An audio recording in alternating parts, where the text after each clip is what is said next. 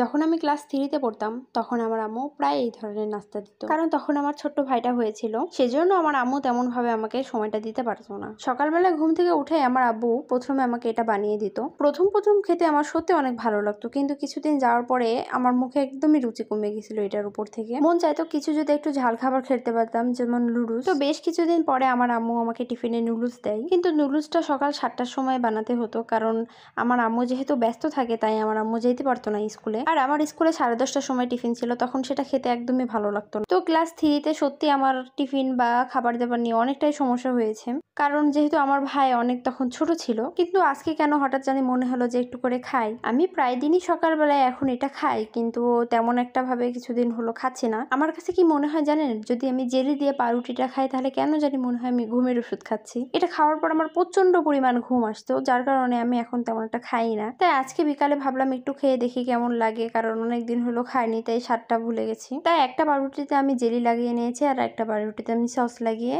খাচ্ছিলাম। এই জেলিটা শুধু পাউরুটির সাথে খাইতে ভালো লাগে, তাছাড়া যদি এমনি খাই কেমন জানি একটা অন্যরকম একটা ফ্লেভার লাগে, তখন তেমন একটা ভালো লাগে না।